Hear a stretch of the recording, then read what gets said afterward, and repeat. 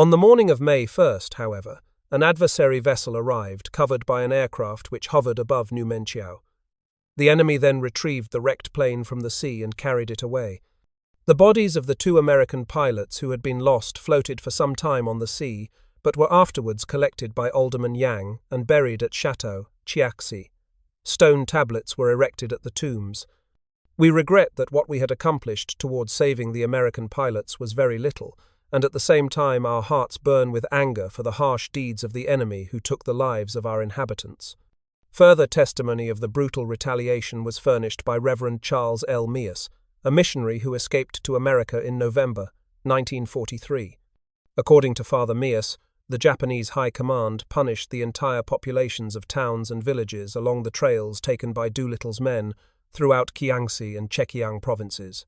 A naturalized Chinese citizen of Belgian ancestry, the minister followed the trail of revenge across both provinces. He estimated that the deceased numbered 25,000 in the towns he visited. All Chinese citizens had been given strict instructions to surrender any American flyers found in their territory, he told American intelligence officers, with a warning that the very stones of your towns and villages will be crushed into dust if they disobeyed. Little did the Doolittle men realize, Father Meas said, that those same little gifts, which they gave their rescuers in grateful acknowledgement of their hospitality, the parachutes, gloves, nickels and dimes would, a few weeks later, become the telltale evidence of their presence and lead to the suffering and elimination of their friends. The irony of the vengeance-seeking was that hundreds of those eliminated never even heard of the Tokyo bombing. Meas had found the wreckage of Lieutenant Harold F. Dr. Watson's plane, the Whirling Dervish, near Ihuang in Kiangsi province, and learned the horrible acts committed there. They found the man who had given shelter to Lieutenant Watson, he wrote Bishop Paul Yupin, Vicar Apostolic of Nanking in the fall of 1942. They eliminated him. They destroyed all the American missions in the vicinity, 29 out of 31. They desecrated the graves of all these missionaries. They destroyed the ancestor tablets in the various villages they went through. The Japanese began their large-scale advance on Chuchao from the Hangzhou area on May 15th. Chiang marshaled his forces and initiated an elaborate elastic defense, whereby light forces within the city walls were to engage the enemy and draw him on, while heavier forces were deployed north and south of the city. When the Japanese were fully committed to an attack on the city, the defending troops would swoop down the mountain passes at the enemy flanks and rear. Aerial reconnaissance by the Japanese, however, revealed the concentrations outside the city, and Chuchao was lost. The Chuchao airfield, destination toward which most of the Doolittle raiders headed, was thoroughly destroyed. Using 4,000 Chinese laborers, the Japanese forced them to work for almost 3 months, digging trenches 3 feet deep and 8 feet wide at right angles to the runway at 120-foot intervals over the entire surface. It was this thoroughness, also carried out at Yushan and Lishui, which prompted Chennault to say that it was easier to build new fields than to restore the damage. When the destruction and devastation was deemed complete, the Japanese army withdrew toward Hangzhou and allowed the Chinese to reoccupy the area.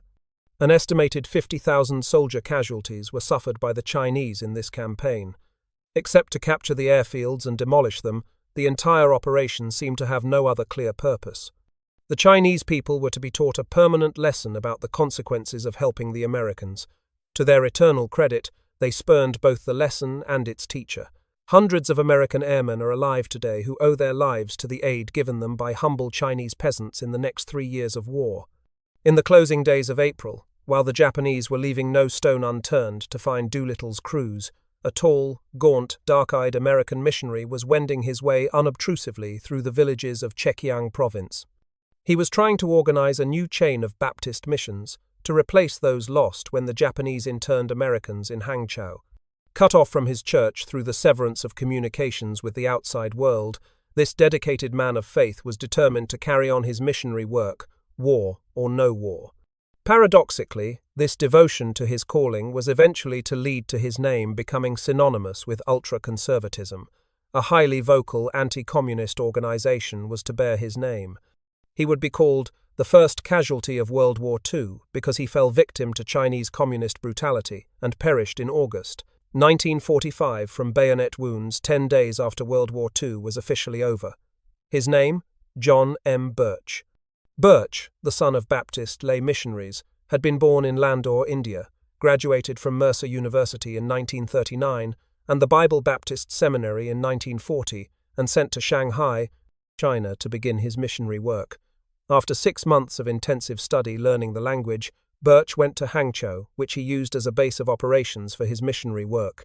Soon after December 7th, when the Japanese began to round up all Americans they could find, Burch fled to Shangzhou, 250 miles to the southwest. 3 or 4 days after the Tokyo raid, Burch was returning to Shangzhou from a trip downriver. En route, tired and hungry, he stopped at a crowded Chinese inn in a small village and had just seated himself at a crude wooden table to begin a typical meal of boiled rice, bamboo shoots, and meat scraps. From a corner of the room, a Chinese came over and sat down silently across from him. When he felt he would not be overheard, the Chinese whispered, "You, American?" Burch, startled to hear someone speak English, looked up and nodded. The Chinese went back to his meal. A few minutes later, the Chinese said, "You finish, you follow me." Again, Burch nodded. A few minutes after the Chinese left and made his way to the river, Burch followed at a distance and saw the man climb aboard a riverboat tied to the dock. Hesitating at first, Burch swung aboard after him. "Americans," the Chinese said, pointing toward a closed cabin door. Burch banged on the door and shouted in his best Georgia drawl, "Are there any Americans in there?" Behind the closed door, 5 Americans tensed. It was Jimmy Doolittle and his crew, consisting of Dick Cole, Hank Potter, Fred Bramer, and Paul Leonard. They looked at each other, and finally Leonard said, "No Japanese can talk American like that," and opened the door. Burch was as delighted to see his fellow Americans as they were to see him. Doolittle quickly briefed him on their predicament, and Burch agreed to join the group, help them as a translator, and accompany them to Lanchi on the Qiantang River, about halfway between Hangzhou and Shangzhou. John Burch was a fine young man, Doolittle recalled, who was living off the cuff and having a rough go of it. He wanted to join the American military forces in some capacity, preferably as a chaplain, and do his part to drive the Japanese invaders out. I promised to put in a word for him and get in touch if we needed him to help round up our men. When Burch left the Doolittle crew, he did not know whether he would ever hear from his offer to serve in uniform or not. A few days later, he was to embark on a military career as an intelligence agent for Chenol's Flying Tigers. John Burch wrote in his own words what happened next. The following report has been recently declassified and can now be released. Report on activities. In Chuxian, also called Chuchao, Chekiang, on Monday, April 27, 1942, I received a telegram from the Chinese airbase at Chuxian, Chekiang, calling me to go there immediately and to await orders from the American military mission in China. I took the train to Chuxian, arriving early in the morning of April 28th, and went to the village of Wansuen, headquarters of the Chinese Air Force at Chuxian. At Wansuen I met Captain D.F. Jones and many other men of the United States Army Air Corps Group, which had bombed objectives in Japan on April 18, 1942. I was told that Colonel Doolittle and Major Hilger had already left for Shangzhou, Jiangxi, where they intended to contact, among others, a man supposed to have been appointed by the military mission as chaplain and secretary to the group of American flyers in Chuxian. Some of the Chinese officers then told me that Colonel Doolittle had already contacted my Canadian friend, Reverend C.T. Paulson, of Yangkou, near Shangzhou. I offered to leave immediately, but decided to wait for a day at the invitation of Captain Jones and the Chinese officers.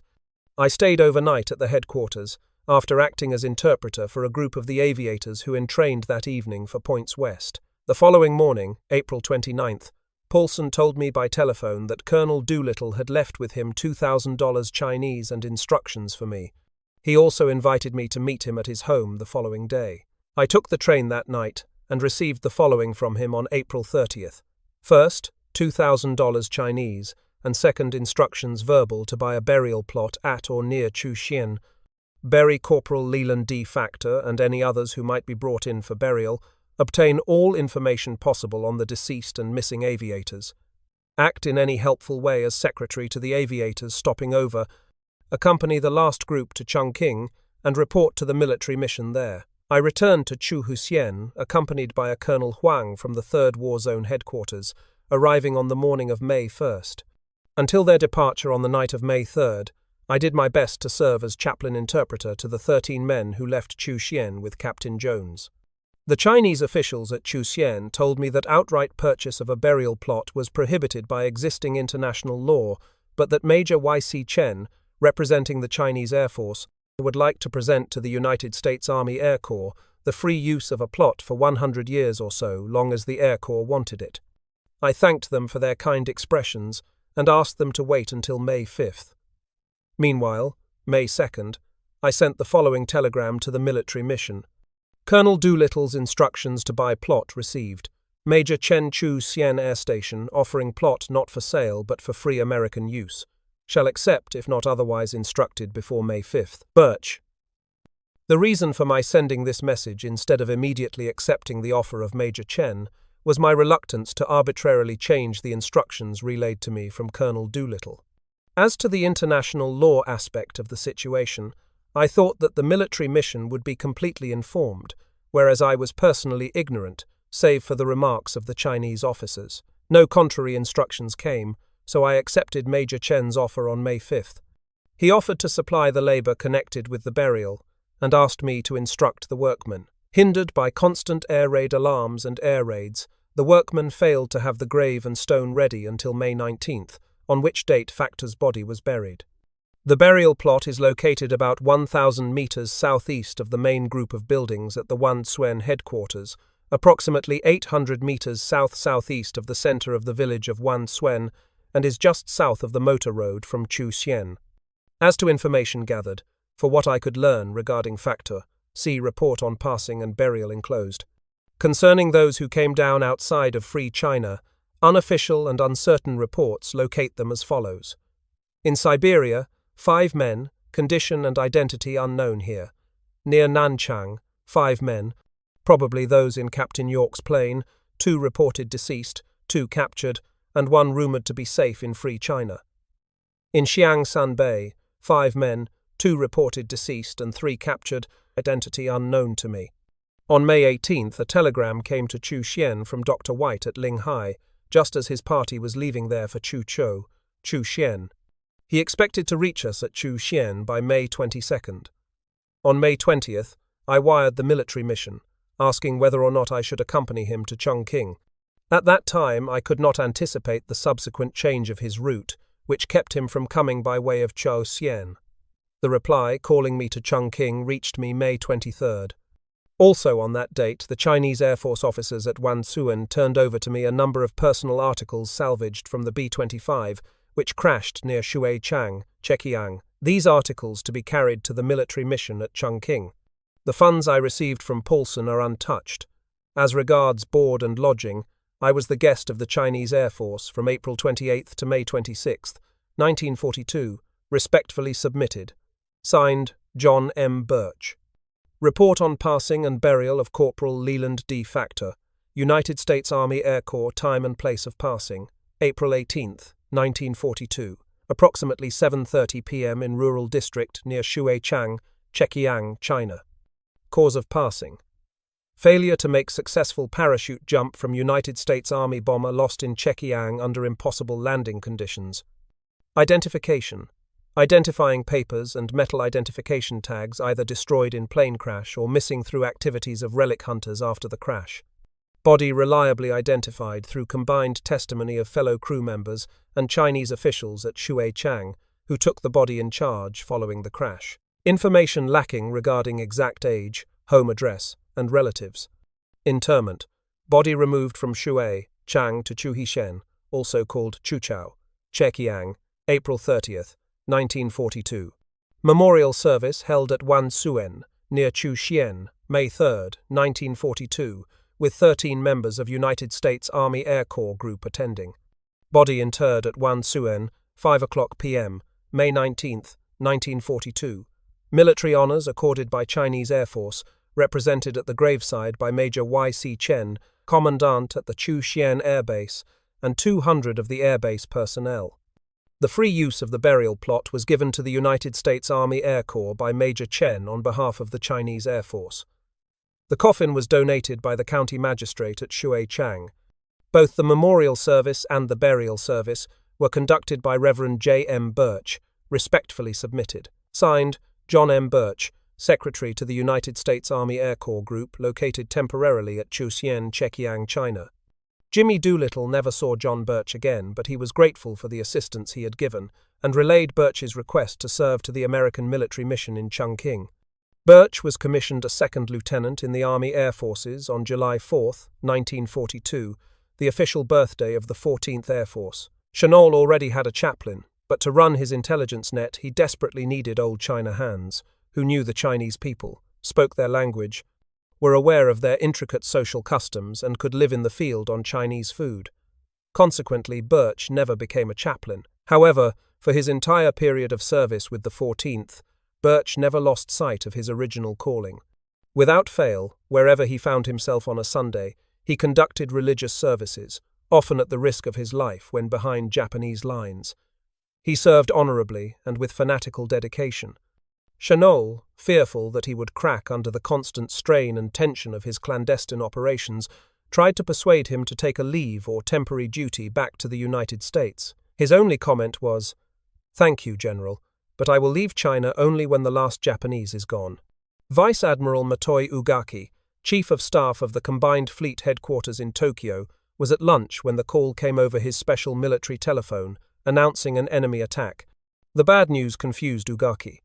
At 13, I heard various reports from headquarters that Japan had been attacked, he wrote in his diary, but I doubted their validity and had difficulty in making any plans or decisions. It was the responsibility of the combined fleet to attack the enemy task force that launched the planes, but he could do nothing now about the planes themselves. Ugaki recorded, "I repeatedly ordered the 3rd Submarine Fleet, which was located 200 miles west of the enemy aircraft carriers, to attack, but no units came in contact with the enemy. And in spite of the fact that our primary purpose was to catch the enemy's position was unknown. I did not know what was happening, and all I could do was order a pursuit to the east. Today I was very irritated when the sun went down at 17. At 16 I received a message from the Kirarazu unit that had departed to attack. It stated that the unit had gone 700 nautical miles without finding a trace of the enemy. According to later reports, the attack planes were twin-engine long-distance bombers, which took off from aircraft carriers, bombed 9 places in Tokyo, and dropped incendiary bombs. Casualties were 12 deceased and more than 100 wounded. 50 houses were burned down, 50 were half destroyed. Kobe, Wakayama, and Nagoya were bombed, and it is reported that one plane bombed the Nitsu oil wells in Niigata. The bow of a large whaling vessel which was at anchor at Yokosuka sustained some damage.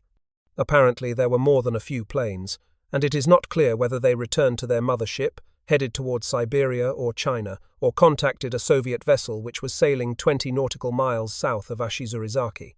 However, the enemy aircraft carrier seems to have pulled back to the east, and it is very regrettable that I missed my chance 3 or 4 times. It had always been my motto not to allow Tokyo or the homeland to be attacked from the air, but today my pride has been deeply hurt and my spirits are low as today I gave the enemy his glory.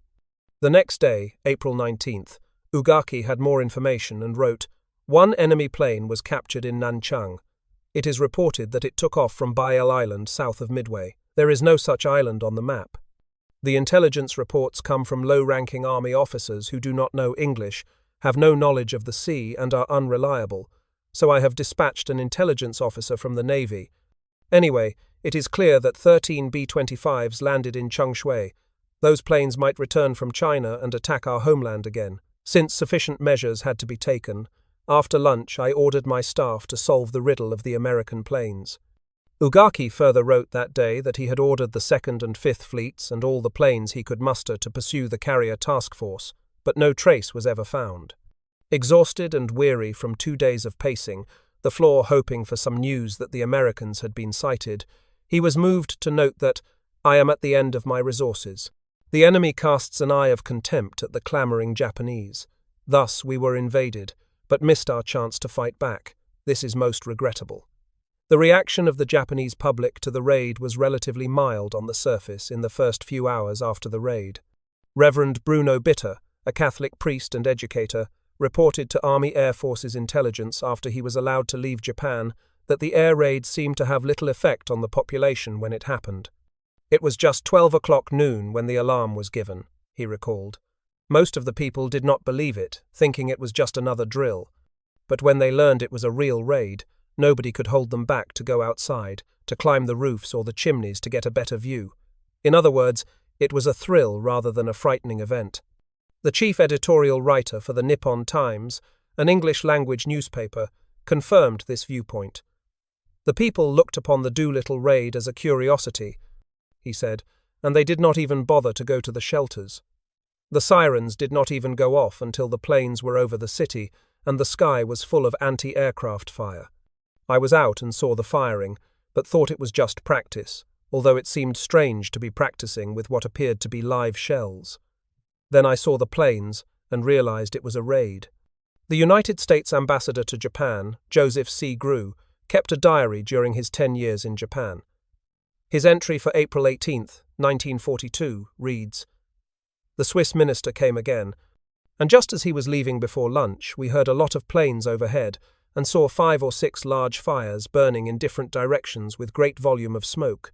At first we thought that it was only maneuvers, but soon became aware that it was the first big raid on Japan by American bombers, which are reported to have attacked first in Hokkaido, and then, in turn, Tokyo, Yokosuka, Nagoya and Kobe. We saw one of them, apparently losing altitude and flying very low, just over the tops of the buildings to the west, and at first we feared that it had crashed, but then realized that it was intentionally following these tactics in order to avoid the dives of pursuit planes and the anti-aircraft fire. To the east we saw a plane with a whole line of black puffs of smoke, indicating anti-aircraft explosions, just on its tail. It did not look like a bomber, and we are inclined to believe that the Japanese batteries lost their heads and fired on their own pursuit planes. All this was very exciting, but at the time it was hard to believe that it was more than a realistic practice by Japanese planes. The Japanese press claimed that 9 enemy planes had crashed, but we doubt if any were lost since, if even one had crashed on land, the papers would have been full of triumphant pictures of the wreck. They appeared too large to have come from an aircraft carrier, and they may have been flying from the Aleutian Islands to the new air bases in China. We were all very happy and proud in the embassy, and the British told us later that they drank toasts all day to the American flyers. While Grew was under loose restrictions in the American embassy, Otto D. Tolicius, a reporter for the New York Times, viewed the raid from a different vantage point: solitary confinement in a Tokyo jail. Interned at the beginning of the war, he was interrogated continually for 6 months before being released on June 25, 1942, and returned home on the Gripsholm. In his book Tokyo Record, he recalled, "This afternoon, the air raid sirens began to scream, and the guards came rushing through the corridors to double-lock the cell doors. During the day, the cell door could be opened from the outside by just turning a handle. But during the night, during earthquakes, and during air raid drills, it was locked with a key, and could be opened only with a key. My friendly floor guard opened my door long enough to indicate to me this was no drill, but the real thing." He made a long face and shook his head. An air raid, a real honest-to-goodness air raid, was apparently something the Japanese had not counted upon. I felt like cheering. I had heard sirens during the first few nights in prison and had rushed to the window to listen, filled with the hope that this was an American air armada come to demolish the whole town into pieces, and the whole prison with it. But every time I had realized that what I heard was merely the siren of fire engines going by. Now there was no mistake. Soon I heard gunfire, some close by. It was an air raid. I listened for the bomb explosions, but could hear none. After about half an hour the doors were unlocked. It was all over, but I felt much, much better. It took some time for the significance of the raid to sink into the minds of the Japanese. The psychological effect was a creeping, insidious realization that, in spite of propaganda to the contrary, the confidence of the people was severely shaken. Toshiko Matsumura, only 13 years old at the time, lived in the southern suburbs of Tokyo toward Yokohama. She recalled that she did not even know there had been a raid until she overheard her elders discussing it anxiously a few days later. "My people had always placed emphasis on spiritual strength and the medieval belief that Japan would never be attacked," she said. "As children, we had been taught to believe what the emperor and his advisors told us. It was a severe psychological shock to even the most ardent believer when it was announced that we had been attacked. The eventual effect was great, but was not immediately evident. We finally began to realize that all we were told was not true, that the government had lied when it said we were invulnerable. We then started to doubt that we were also invincible. Within an hour and a half after Jimmy Doolittle dropped his first bomb, the Japanese Eastern Army headquarters propaganda machine issued its first communiques for home consumption, which were broadcast over the radio that day and appeared in newspapers on the next.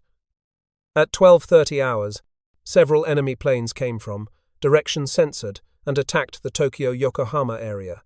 However, they were attacked by air units of our ground and air forces, and are now in retreat. The number of known enemy planes downed at present is 9. Damage to our side appears to be slight. The imperial household is safe. Premier Hideki Tojo, furious over the raid, summoned Home Minister Michio Yuzawa to his residence for a hurried consultation. Yuzawa then reported to the emperor, and that evening issued a statement intended to allay the fears of the citizenry quickly. The damage was fortunately very slight, he said, and the people on the whole were not perturbed. The first hint that the people should expect more attacks was given when he said, "I believe that since the outbreak of the East Asian War everyone has recognized the difficulty of avoiding air attacks." But there was little to fear. Noting in its April 19th edition the triumphant actions of the Civil Defense Corps and the Neighborhood Association Air Defense Groups, 5 fighting organizations, Asahi Shimbun, Tokyo's leading newspaper, became the first to arouse national indignation for the raid. While fleeing helter-skelter to avoid the curtain of shells which burst forth from our anti-aircraft batteries, it said, the enemy planes chose innocent people and city streets as their targets. They did not go near military installations. They carried out an inhuman, insatiable, indiscriminate bombing attack on the sly, and the fact that they schemed to strafe civilians and non-combatants demonstrates their malicious behavior. A martyr to the inhuman bombing was needed and quickly found. On the front page of the April 19th issue of Asahi Shimbun appeared the following story to prove the barbarity of the American airmen. Naturally, no parallel was ever drawn between the Doolittle Raid and the surprise carrier-launched attacks on Pearl Harbor. The story follows. The fact that one of the enemy planes that attacked the capital appeared in the sky above the National School around 1:40 p.m. strafed innocent young scholars who were on their way home and terminated one of them is an act which cannot be disregarded as far as human morality is concerned. This action has aroused the indignation of everyone. At that time, 40 first-year secondary school students had just finished cleaning their classroom and were about to leave the school gates and return home when an enemy plane flew over at terrific speed. As soon as the workers, instructors, saw it, they guided the students to shelter. At that time, Hinosuke Ishibe, aged 14, rushed back from the gate, and just as he was about to enter his classroom, the enemy plane, which had descended to an altitude of 50 meters, fired about 10 rounds of ammunition at the schoolyard. One of them went through the corridor window glass and struck Ishibe in the right thigh. At 2 p.m. the same day, he breathed his last in the arms of his teachers. School principal Ichikawa made this statement: "I feel deep sympathy for the bereaved family of Mr. Ishibe, and can only be indignant towards the villainous actions of the enemy. All we can and must do is to vow to move forward on the road to defeating England and America." The attempts at reassurance continued in the Japanese press in order to minimize the effects of the raid and convince the people they had nothing to fear. The air raid alert warning was officially lifted on the morning of the 20th. The announcement was not made in the papers until the next day, however, with the caution that we must imagine that, as the enemy did not achieve his objectives in the first air attack, he will make several more vain attempts. The Japanese propagandists knew they had to counter the visible effects of the bombs in the target cities. Thousands of people saw what damage the American bombs had done. Proof that the bombers had been destroyed was needed. Since no planes had actually been shot down in Japan, the orders went out to Japanese occupation troops in China to obtain wreckage of American planes at all costs. On April 25th, the next Saturday following the raid, an extra attraction was announced for the second day of the Yasukuni Shrine Provisional Festival. It was an exhibit consisting of a twisted wing and landing gear tubing from an American B-25 and a parachute draped over a ginkgo tree in full bloom. The authenticity of the display could not be doubted. The words North American could be seen stamped on the torn metal of the wings, and United States Army Air Forces was stenciled on the parachute harness. The canvas covering showed that the parachute had been manufactured in June, 1941, by the Switlik Company. Over 2 million Japanese passed by the display as they paid homage to their war deceased during the festival. At last, here was proof that the people need not worry about defense from air attacks. After all, the government had said at least 9 planes were shot down, and here was one of them. What more proof was needed? One last attempt to minimize the raid was made in Shashin Shuho, an illustrated Japanese weekly, dated April 29, 1942. The following story is a classic illustration of the propaganda efforts of an authoritarian government forced to rationalize its failures and prepare its people for uncertainties in the future. On the afternoon of 18th April, enemy planes suddenly appeared in the skies over our home islands and insolently bombed and strafed the Tokyo-Yokohama area, Nagoya, Kobe, and Wakayama. This was the first attack by enemy planes since the Great Asian War began. Of course, the common sense of modern warfare led us to anticipate at the beginning of the war that enemy planes would attack us. When we received the Imperial rescript on the declaration of war on 8th December, we were firmly resolved to protect our country from enemy air attack, and in our mind we were already prepared to fight resolutely to the end, in the same way as our officers and men on the front lines. Indeed, we had trained ourselves thoroughly, and when confronted with the first air raid we acted against that which we already anticipated and fully displayed our true strength. Those of us who worked bravely to extinguish fires while the explosives were still falling were keenly aware of the fact that we were the front behind the lines, that each one of us was a warrior defending his country. The enemy planes did not attack military installations. Instead, they focused their attack on innocent people and ordinary city streets and dropped incendiaries and other bombs. While it has been the policy of our Army and Navy Air Forces since the war began to make military installations their targets, the enemy, who pretends to be always just and righteous, has committed unpardonable crimes, first by pelting our hospital ship, and now by his present atrocities. The fact that the enemy has gone so far as to strafe our schools and fire upon and terminate helpless children particularly reveals his true diabolical character, and we will not be satisfied even to crush him to bits. With deep sympathy, we must also bury those noble ones who fell victims to our inhuman enemies. In order to repay the spirits of these noble victims who perished serving their country, we must put into practice as completely as possible the training we have received from our war experience. Since before the war, our enemies have boasted that in order to reduce Japan to a shambles, it would merely be necessary to scatter incendiary bombs everywhere. They said this because their attention was focused solely on the fact that Japanese houses are made of wood. We must say that these are careless remarks, for our enemies have neglected the world-famous Japanese spirit of the people living in those houses. Proof speaks louder than theory. During the air raid, the Civilian Defense Corps and Neighborhood Association air defense groups, either individually or in groups, bravely defied the incendiary explosives that were dropped, put out fires, worked hard to prevent them from spreading, and prevented an increase in the number of victims while that number was extremely slight. We gained confidence from our regular training. We learned that when voluntarily fighting a fire, we have nothing to fear from incendiary explosives. We also experienced personally that explosives also should not be feared.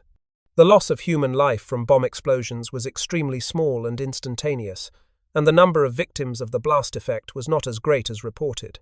Consequently, the number of people who fell victims to explosives was very slight. It is only natural that there be loss of human lives during a war, for to have no victims at all would be unusual indeed.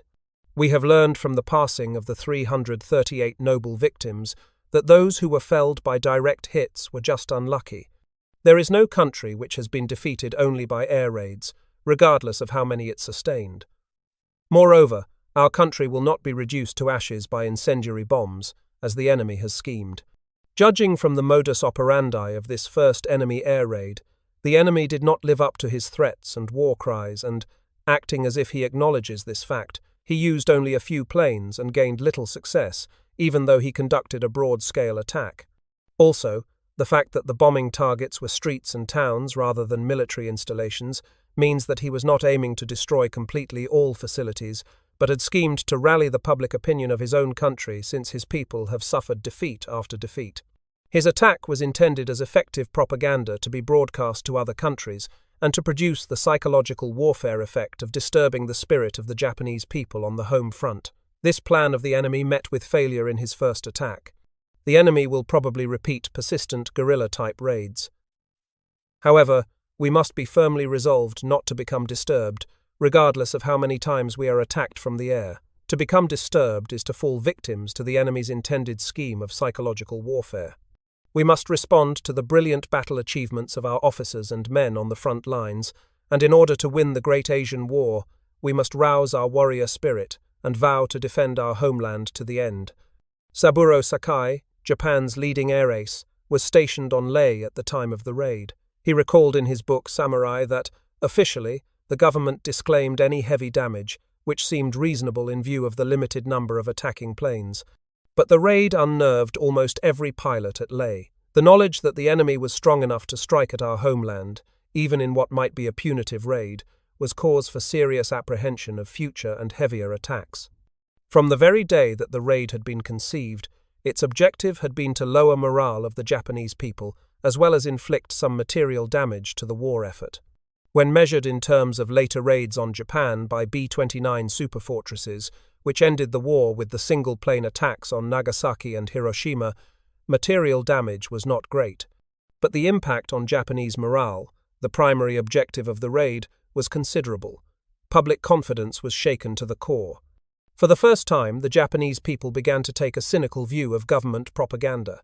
Americans allowed to return from Japan on the Gripsholm in June 1942 were almost unanimous in their belief that the B-25s had scored direct hits on the national morale, and that from this standpoint alone, the operation had magnificently justified itself.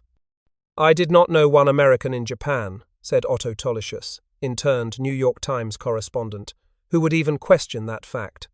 To bolster morale and as part of the air defense program, Japanese propagandists composed a song which the people heard over and over again on the radio.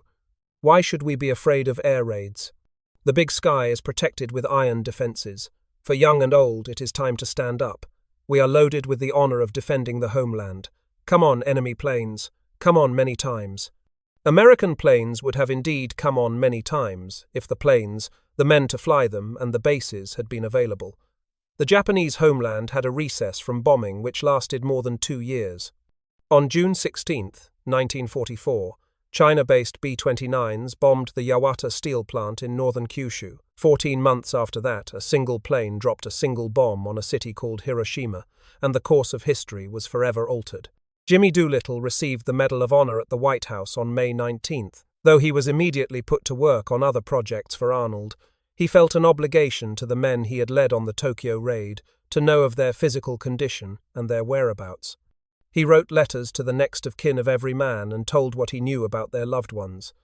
He sent many messages to Chungking, inquiring about the injured and seeking the latest information on those captured.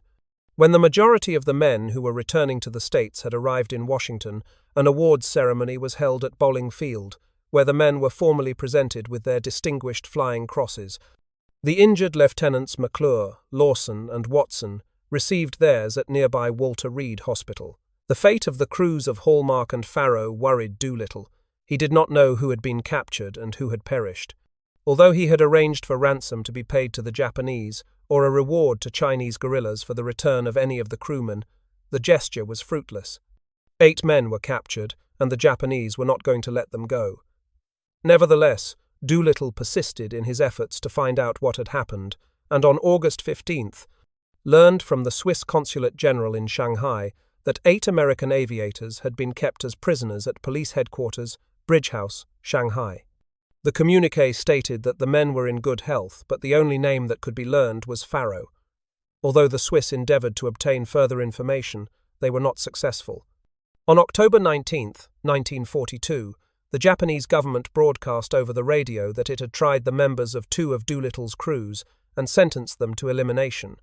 After commutation of the sentence to life imprisonment for the larger number of them, it was also announced that the elimination sentence had already been carried out for certain of the accused. No names or other facts were given. Secretary of State Cordell Hull contacted the Swiss minister to the United States and asked that his government inquire through their minister in Tokyo if the reports were true. On February 17, 1943, the Japanese verified that they intended to try all American prisoners of war before military tribunals and impose severe penalties upon them, including the elimination penalty. Hull conveyed this information to President Roosevelt, along with information received later that an unspecified number of the Doolittle crewmen had been put to their end. Hull proposed a long message to be sent to Tokyo via the American legation in Bern and a recommended public announcement to be issued shortly thereafter. Roosevelt was profoundly shocked upon receiving this information and penned a reply to Hull on April 8, saying, "I am deeply stirred and horrified by the execution of American aviators by the Japanese government."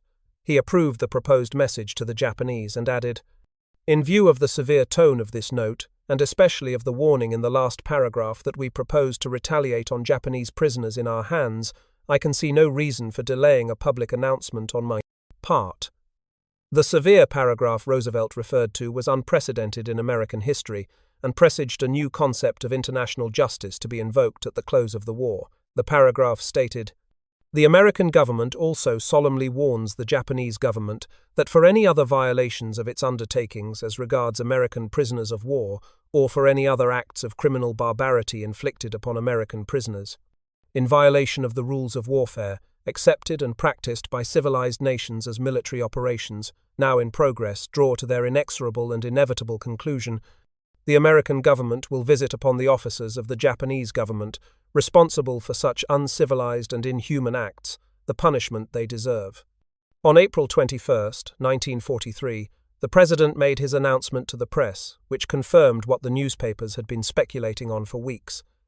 "It is with a feeling of deepest horror, which I know will be shared by all civilized peoples, that I have to announce the barbarous execution by the Japanese government of some of the members of this country's armed forces who fell into Japanese hands as an incident of warfare. The press has just carried the details of the American bombing of Japan a year ago.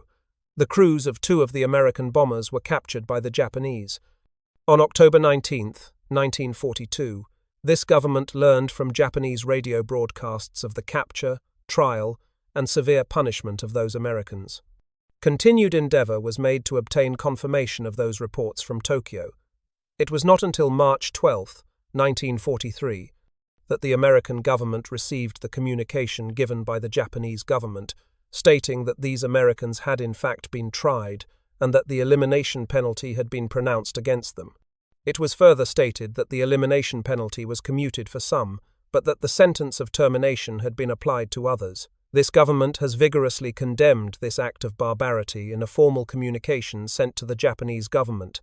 In that communication, this government has informed the Japanese government that the American government will hold personally and officially responsible for these diabolical crimes all of those officers of the Japanese government who have participated therein, and will, in due course, bring those officers to justice.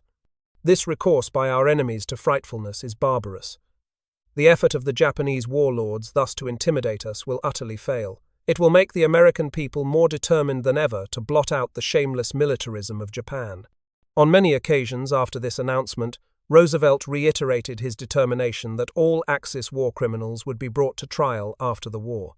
Accordingly, as soon as the Germans and Japanese surrendered, one of the first follow-up tasks for American troops was to search for evidence of war crimes committed and find those responsible. Top priority was given to finding any survivors of the Doolittle Raid and accumulating evidence against those responsible for the execution of the others. It was precisely 10 o'clock in the morning of February 27, 1946, when Colonel Edwin R. McReynolds called the court to order. 11 days before, Special Order No. 42 had been issued by the headquarters, United States Air Forces, China Theater in Shanghai to try persons, units and organizations accused as war criminals in this theater. It was McReynolds' task, and that of 4 other Army officers, to try 4 Japanese accused of violation of the laws and customs of war. Specifically, the charges were leveled at the quartet for their mistreatment of the 8 survivors of the crews of Lieutenants Dean Hallmark, Bill Farrow. The trial actually began on March 18, 1946, after the arraignment on February 27, to allow the Defense Council time to visit Japan to procure evidence, secure witnesses, and prepare its case. Every request for aid for the defense, such as air transportation to and from Japan, was readily granted by the court. All proceedings were interpreted in the Japanese language, and verbatim records were made in both languages. In short, The trial was a model of American justice in action, and its effect was not lost on the Japanese. The trial lasted until April 15, 1946. Over 600 pages of testimony, argument, and documentary evidence record the aftermath of the raid for the 8 unfortunate men who were captured. As the trial proceeded, a drama of human cruelty and misery unfolded, which proved the effect the Doolittle Raid had on the Japanese military mind. An example had to be made of the 8 captives to prove Japanese superiority and save face for having allowed the homeland to be raided. In addition, the American people had to be taught that there would be dire consequences for any American airman caught after daring to carry out attacks against Japanese territory. The retaliation taken against the Hallmark and Faro crews was proof of the deep Japanese fear of American air power.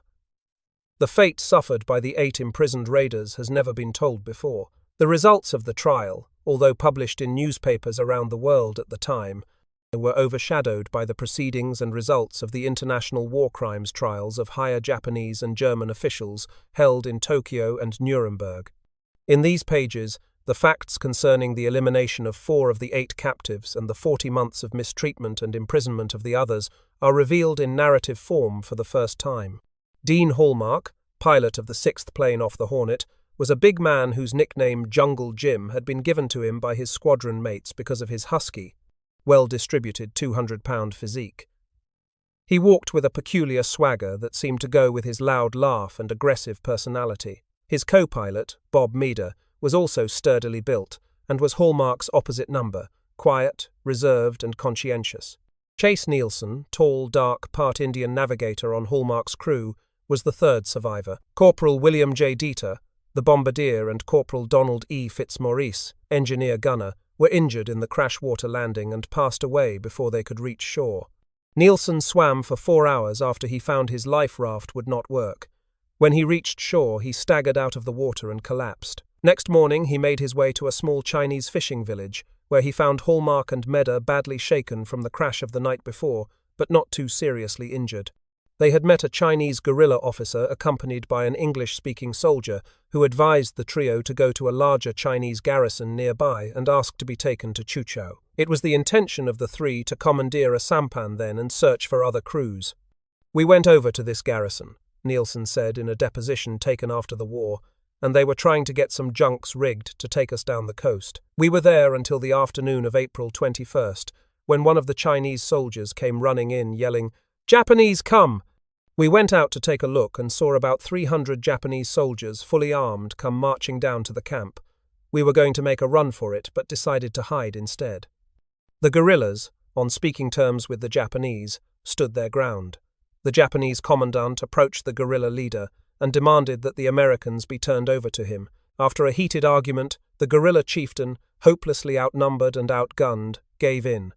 Hallmark, Meader, and Nielsen were turned over to the Japanese and marched away.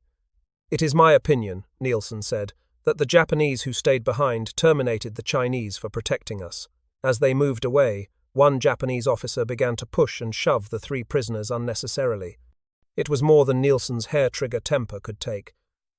I was a little agitated to find we were in the hands of the Japanese,' he said, 'and quite naturally did not think we had much longer to live.' He lashed out in fury at the officer but missed. His reward was a vicious kick on the shins which opened wounds on his left leg. Shin kicking, the prisoners were to discover, was the favourite counterblow administered to all prisoners. The 3 men were moved to a jail near the airport in Shanghai and placed in solitary confinement. The Japanese took me out of my cell about 3 o'clock in the afternoon of April 24th, Nielsen recalled, and started questioning me. I gave them my name, rank, and serial number and told them that was all the information I had.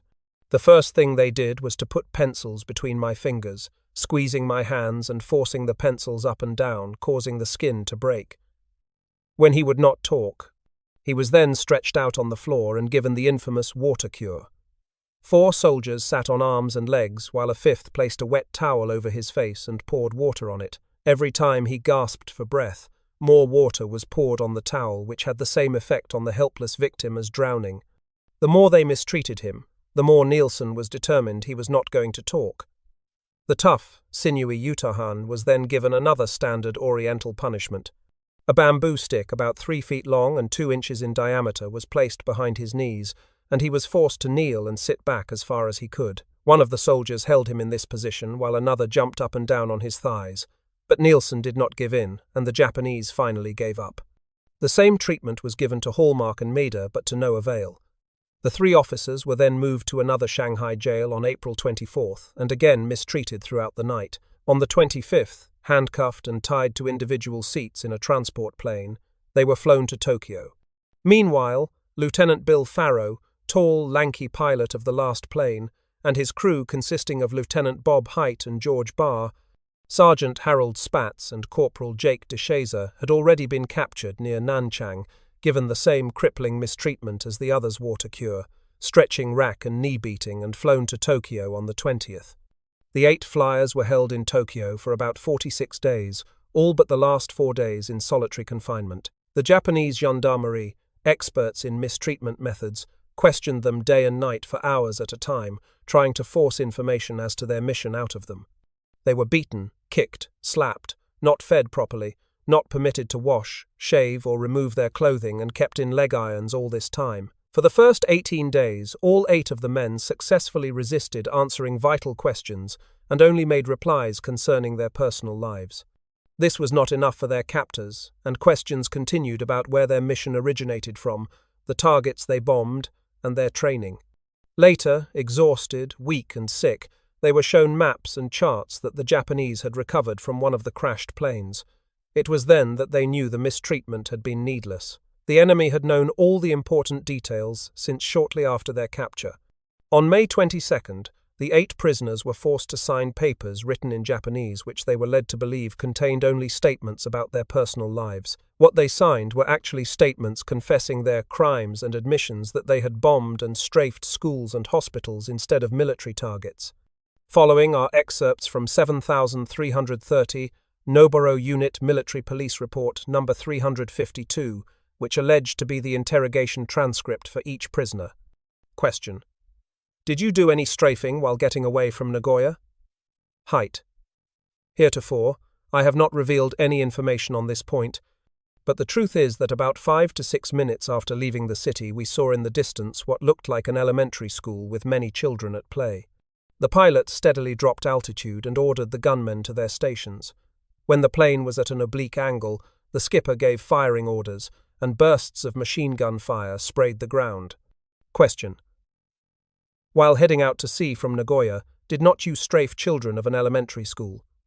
Farrow: there is truly no excuse for this. I have made no mention of this before, but after leaving Nagoya, I do not quite remember the place. There was a place which looked like a school, with many people there. As parting shot, with a feeling of disapproval for these Japanese, I made a power dive and carried out some strafing. There was absolutely no defensive fire from below. Question: what are you thinking of after eliminating and wounding so many innocent people? Hallmark: since it was our intention to pelt Tokyo and escape to China quickly, we also dropped explosives over objectives other than those targets specified, and made a hasty escape. Therefore, we also pelted residential homes, eliminating and wounding many people. Question: after the bombing of Nagoya, did you not actually carry out strafing? Spatz: it was an extremely inexcusable deed. Shortly after leaving Nagoya, while flying southward along the coast, the pilot immediately upon perceiving a school, steadily reduced altitude and ordered us to our stations. I aimed at the children in the schoolyard and fired only one burst before we headed out to sea. My feelings at that time were disapproval for these Japanese, and I wanted to give them a burst of fire. Now I clearly see that this was truly unpardonable and in all decency should not have been committed. Question: even if you were instructed by the pilot to drop the explosive properly, did not you as the bombardier think that in the name of humanity you should not have pelted innocent civilians? DeShazer: with our technique and methods used in that air attack, such things, even if we thought about them, would have been impossible. Question: state the conditions at the time of the bombing. Nielsen: at that time I was mainly observing the situation outside from the windows. At an altitude of 1,500 meters, as soon as we crossed the Noka River in the northeast part of Tokyo, The pilot frantically ordered the bombing. In general, the main objective was the factories, but with such a bombing method, I believed we missed it completely. Question. You not only dropped explosives on the factories, but you also dropped explosives on homes of innocent civilians and eliminated many people. What are your reactions in that respect? Maida. It is natural that dropping explosives on a crowded place like Tokyo will cause damage in the vicinity of the target. All the more so with our technique of dropping explosives while making a hit-and-run attack, so I believe it was strictly unavoidable. Moreover, Colonel Doolittle never did order us to avoid such bombings, and neither were we particularly worried about the possible damages. Question. Did you not strafe an elementary school while headed out to sea after the Nagoya raid? Bar. I am quite sure that was done. Only when the pilot steadily dropped altitude and the strafing was executed was I aware of it. On June 18th, the 8 flyers were handcuffed in pairs and sent by train to Nagasaki. From there they were returned by ship to Shanghai and placed in the Bridge House, a small apartment building made into a jail by the Japanese, and put in a cell along with 14 Chinese. We remained in the Bridge House for 70 days, Bob Haidt said in a deposition after his release in 1945. The Chinese in our cell were removed a few days after we arrived, and for the rest of the time the 8 of us were in the cell together. Here we were particularly troubled by the conditions of our imprisonment. We were bothered by bugs, rats, and lice, which bit us continually, until finally our faces and hands swelled out of proportion from the bites. We slept on the floor with 1 blanket to each man. Our only sanitary facilities were a small bucket in the corner of the cell called a benjo, which was emptied periodically, usually only after we had complained because it was overflowing. We were not allowed to bathe or wash, and for the first 120 days after we were captured, none of us was given the opportunity to shave or bathe. We received 3 meals daily. For breakfast, we received about 1/2 pint of wormy, watery rice. For lunch and dinner, we were generally given some bread, which usually amounted to about 5 ounces. We were given 1/2 cup of water per man per day. While we were in Bridge House, we were not permitted to leave the cell for exercise. Usually, we were forced to sit cross-legged and motionless on the floor facing the door of the cell. We were not permitted to talk or move during the whole day. There was a light in the ceiling which was left burning 24 hours a day and made it difficult for us to sleep. On August 28th, the 8 weakened men were transferred to the Qiangwan military prison on the northern outskirts of Shanghai. Ironically, this prison was sometimes called the Civic Center, but was really a top-security prison reserved for the most important prisoners and, as such, was under the direct command of the Supreme Commander of the Japanese Expeditionary Army in China, whose headquarters was at Nanking. By this time, all 8 had dysentery and were in the first stages of beriberi. Hallmark was by far the sickest of all. He was so weak that he could not stand by himself and had to be carried to Qiangwan on a stretcher. When they arrived at Qiangwan, the 8 prisoners were stood before an assembly of Japanese officers. Hallmark, still on his stretcher, was placed on the floor beside the others. 5 Japanese officers, all in uniform, sat on a raised platform. There was the solemn atmosphere of a trial in the room as the 5 men stared stonily at the Americans. Behind them stood an audience of about 10 other Japanese officers. After a few seconds of silence, the Japanese in the center of the 5 nodded to a man standing at the side of the room. His name was Cesar Luis dos Remedios, a half-Portuguese, half-Japanese, who had been sentenced to 7 years imprisonment as a spy.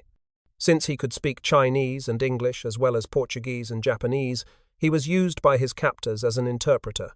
Remedios stepped toward the men and began questioning them about their life histories.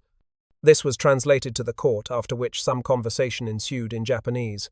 Haidt recalled. When we realized that this was a trial of some sort which had taken about an hour, we asked for a translation of what had taken place, but this was refused. We were not told what the charge against us was or what our sentence was. No interpretation was made to us of any part of the proceedings. When the trial was over, one of the Japanese stood up and read from a manuscript in Japanese which was not translated for the benefit of the prisoners. The 7 standing prisoners were then led off to solitary confinement in 5 by 9 feet cells. Hallmark, delirious and too weak to take any interest in what was going on, was carried out and taken back to Bridge House to be put in a cell with about 20 Chinese prisoners, 1 Japanese and a Russian by the name of Alexander Hindrava. Hindrava could speak a little English, and had been sentenced to prison for 3 years, presumably as a spy. He was not sure what his crime was since he could speak no Japanese and he, too, had not been allowed a translation of the proceedings. At the war crimes trial, Hindrava testified as to Hallmark's condition. Question: Please describe to the Commission Lieutenant Hallmark's condition. Answer: He was laying on the floor with a big growth of beard and very thin and starving. Question: Did he have any blankets? Answer: He had 2, one underneath and one over. Question: Can you state to the Commission whether or not Lieutenant Hallmark was suffering from dysentery? Answer: Yes. Lieutenant Hallmark was suffering from dysentery. His bowels would just move themselves. Question: Please state to the Commission the daily food ration that the prisoners in cell number 6 received. Answer: 1 cup of punch in the morning, about 4 ounces cup, 1 ounce of rice and 3 ounces water. Question: At noon? Answer: At noon the foreigners were getting 4 ounces of bread or rice and a little fish. You had to choose from them. Question: At night? Answer: The same as at noon. Question: Did Lieutenant Hallmark receive this same ration also? Answer: Yes, he did. Question: Any more? Answer: 3 times a week he used to get a soup made out of water in which the vegetables were washed. Question: Can you state to the Commission whether or not during this period that you observed him, Lieutenant Hallmark received any medical attention? Answer: I did not see him get any medical attention. Question: What were the latrine facilities in the cell? Answer: It was just a wooden bucket back in the corner next to Lieutenant Hallmark. Question: Did he use it? Answer: Yes. He had to be helped to put him on and take him off. Mostly he was lying on the floor. Question: Mr. Hindrava, would you be able to tell the court approximately how much Lieutenant Hallmark weighed at the time? Answer: That is very hard to say from as much as he lost already. Only as much as his bones weighed. He was all skin and bones. Question: Will you please describe Lieutenant Hallmark's condition when he left the cell? Answer: His dysentery had passed, but he was too weak to walk by himself. He could only walk a few steps, but not more. Question: Did he seem to know that he was in Bridge House as punishment? Answer: No. He thought that just because he had dysentery they left him there. Question: What were the lighting conditions in the cell? Answer: We could get a little of daylight from the window in the side, and then there were 2 electric lights going 24 hours. Back at Kyangwon, the 7 others were kept in solitary confinement for 20 days, and then permitted to leave their cells individually for exercise a few minutes each day. They were fed a bowl of rice and some soup 3 times a day. It was the monotonous diet and the deadly routine that soon began to tell on the prisoners. But worse than that was the nothingness of solitary confinement. Lieutenant Chase Nielsen described their days as: get up at 6 a.m., breakfast at 8, exercise with a guard between 10:30 and 11, lunch at 12, supper at 5 p.m., bed at 9:30. The rest of the time we had nothing to do, and nothing is the hardest thing in the world to do. Prior to their trial on August 28th, a curious rationalization had taken place to decide the fate of the 8 Americans.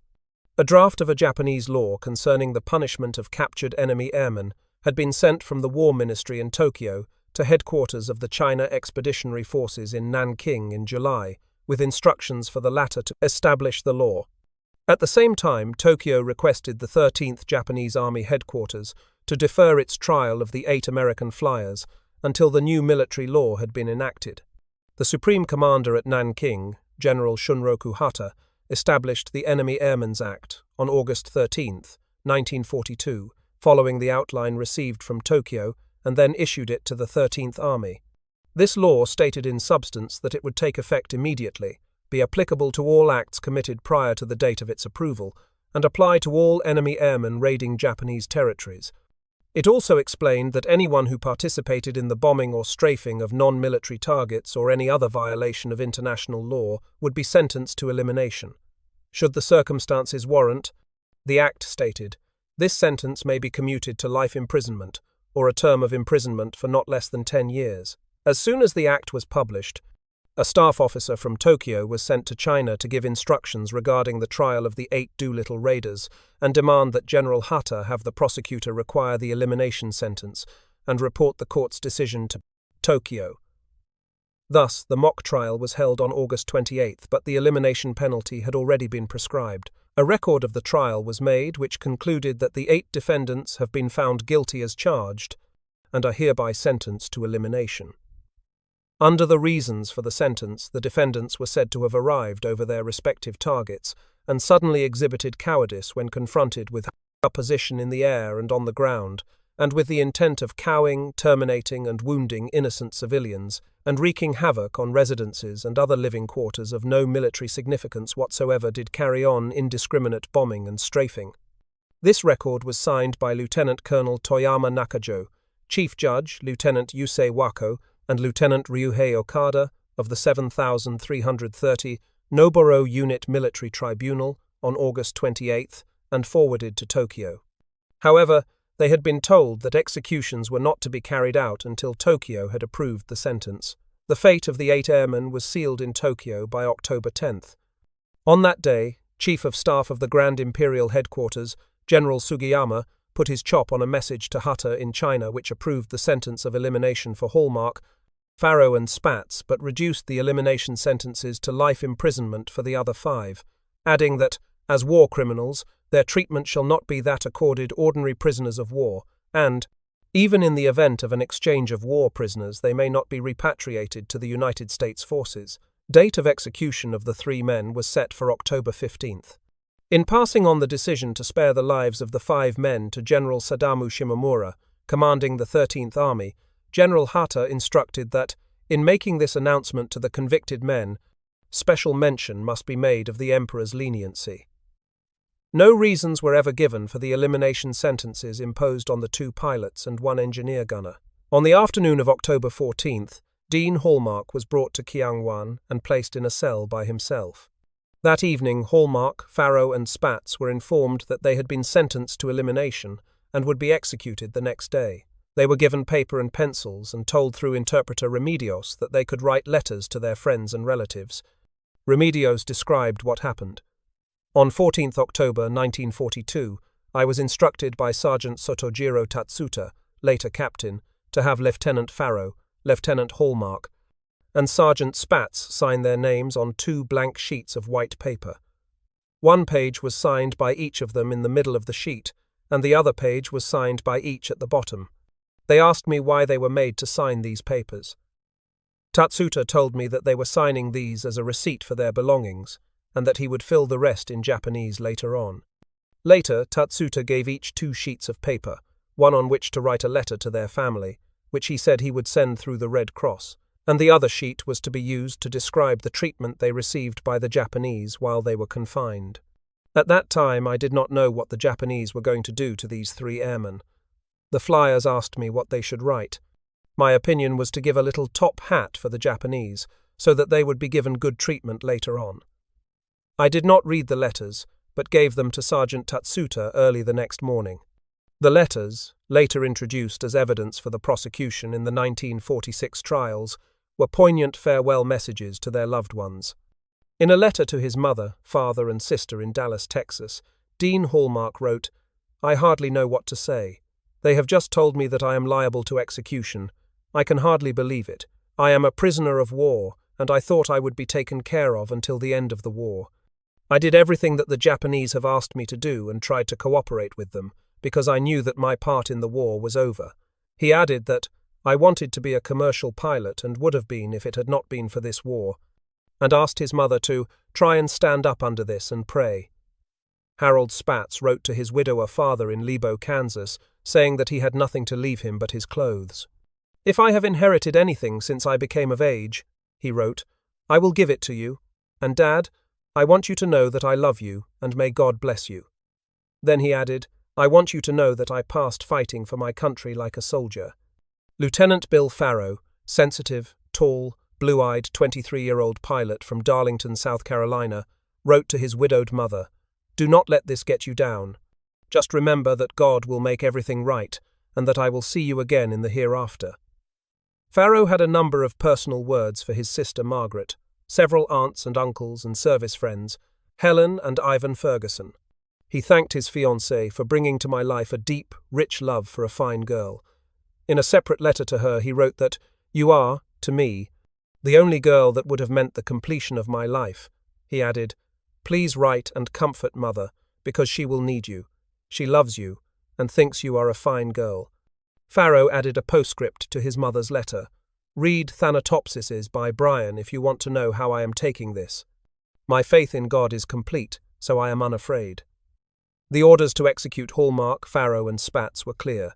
They were to be shot on the afternoon of October 15th with proper military ceremony. That morning, at Public Cemetery No. 1 outside Shanghai, Tomoichi Yonya headed a detail to erect 3 small crosses made of new lumber at the regimental carpenter shop the night before. Shigeji Miyama, one of the detail, cut the grass in the vicinity of the execution ground and helped erect the crosses. Nearby, a small table was placed to serve as a ceremonial altar. At 4:30 in the afternoon, the 3 Americans were brought to the cemetery in 3 separate trucks under guard. They were led to the crosses, turned around and placed on their knees. Their arms were tied in 2 places to each cross. White blindfolds were placed over the eyes of each man, and a mark of black ink was put on the white cloth directly over the center of their foreheads. While the preparations were being made, a firing squad of 6 men marched into position in a double rank about 20 feet away. 2 riflemen were assigned to each man, 1 primary who would fire first, and a secondary in case the first missed or had a dud cartridge. Other Japanese arrived. According to military custom, Colonel Akinobu Ito, the prosecutor of the district in which the trial was held, Major Itsuro Hata, who was the prosecutor for the case against the accused, Sergeant Sotojiro Tatsuta, the warden of the military prison, and Chosei Fujita, clerk of the court that tried the raiders, were present. 3 medical officers, 3 members of the Shanghai Military Police Headquarters, and an interpreter were witnesses. First Lieutenant Goro Toshida, commander of the firing squad, posted a non-commissioned officer and 3 enlisted men as security guards around the cemetery. An incense burner was lighted on the altar-like table. All was now in readiness. The 55-year-old Tatsuta, in his trial testimony, described what happened when he arrived at the cemetery. "I arrived at the execution grounds, and there I saw the American flyers. Major Hata was looking after the execution preparations, and I read, at the time, the statement which was prepared by the prosecutor, which was prepared by Hata, but which was actually issued by Colonel Ito. And this statement was in accordance with the orders given by the commander of the 13th Army and was signed in the name of Uka Takijiro, the chief warden at Nanking. Then I told the flyers, I do not know what relation I had with you in the previous life, but we have been living together under the same roof, and on this day you are going to be executed, but I feel sorry for you. My sympathies are with you. Men must pass sooner or later. Your lives were very short, but your names will remain everlastingly. I do not remember if this was Lieutenant Farrow, but one of them said, Thank you very much for all the trouble you have taken while we were in your confinement, but please tell the folks at home that we passed very bravely. And I told them that your ashes will be sent through the International Red Cross to your homes. I told them that Christ was born and passed on the cross, and you on your part must pass on the cross, but when you are executed, when you pass on the cross, you will be honored as heroes. And I told them to pray, and they made a sign which resembled the sign of the cross, and they prayed. I told them, you will soon be bound to the crosses, and when this is done, it is a fact that it is a form that man's faith and cross shall be united. Therefore, have faith. Then they smiled and said they understood very well. Then I asked them if they had any more to say, and they said they had nothing more to say. That was all that was said. Question. When you got to the cemetery, what did you do with the flyers? Answer. First, the medical officer spoke to them, and then the prosecutor spoke to them, and then I had a few words with them, as I mentioned before. Question. Which prosecutor spoke? Answer. Prosecutor Hata. Question. Tell the commission what Hata said. Answer. I do not remember exactly, but I believe that he said something to make them feel more easy about their coming passing. Question. Was Hata very sorry? Answer. I believe so, because he gave them the deepest bow at the end of his speech. When Hata finished his speech, Tatsuta, the official executioner, nodded to Lieutenant Tashido. Tashido clicked his boots and turned to his firing squad. Attention! Face the target. The 6 men faced toward the helpless men tied to the crosses. Prepare! The 3 soldiers in the front rank raised their rifles and aimed at the black marks on the blindfolds only 30 feet away. Tashido raised his arm. "Fire!" he shouted as he snapped his arm down. 3 shots broke the afternoon stillness. Each of 3 bullets found their marks. Passing was mercifully instantaneous. No second shots were necessary. Toshido, seeing that his marksmen had done their work well, about-faced the squad, marched them a few steps away and ordered them to extract their cartridges. The 3 medical officers each checked 1 man and, feeling no pulse, bandaged the wounds. 3 coffins, freshly made the night before, were brought up, the bodies untied and placed inside by the guards. The 3 coffins were then silently carried to the altar, where the incense was burning, and carefully laid side by side on the ground. Acting according to the code of the Knight of the Bushido, the entire assemblage stood on the other side of the table and, after a brief period of meditation, saluted and paid their last respects to their spirits. The 3 coffins were quickly loaded into a truck and taken to the Japanese Residents Association crematorium, where the bodies were promptly cremated. The ashes were placed in small boxes and brought back to the waiting room of the branch office of Kyangwon Prison. There they were placed on an altar, and incense burners placed in front of them.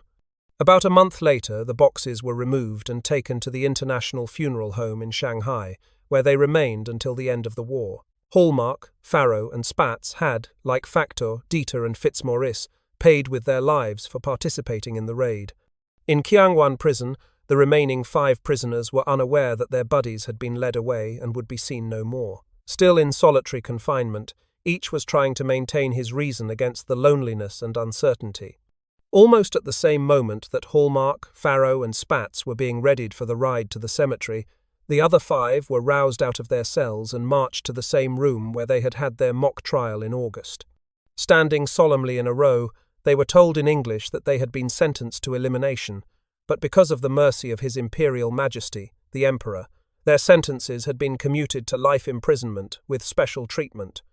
No mention of the other 3 Americans was made, and no explanation of the special treatment was ever given. They were to learn, however, that it meant continuation of the solitary confinement and the starvation diet.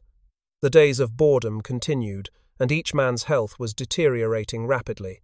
All were suffering from dysentery and malnutrition, and developing dropsy and beriberi because of the complete lack of fruit and vegetables. On April 18, 1943, exactly 1 year from the day of the raid, the quintet was transferred to a military prison in Nanking. Neither the food nor the treatment improved. While their strength ebbed, their spirits surprisingly did not. At Nanking, they were allowed to exercise 30 minutes a day together, which helped their morale considerably. Although the exercise in the sunlight helped, each was still getting progressively weaker, and Bob Mader was now weakest of the 5 survivors. Normally weighing about 175 pounds, he was now only about 110. Although he always came out each day to exercise, it was obvious he had to have medical attention. As the spring passed into summer and then into late autumn, Mader showed no improvement. Finally, on December 1, 1943, the once sturdily built Mader, now only a walking skeleton, passed quietly in his cell.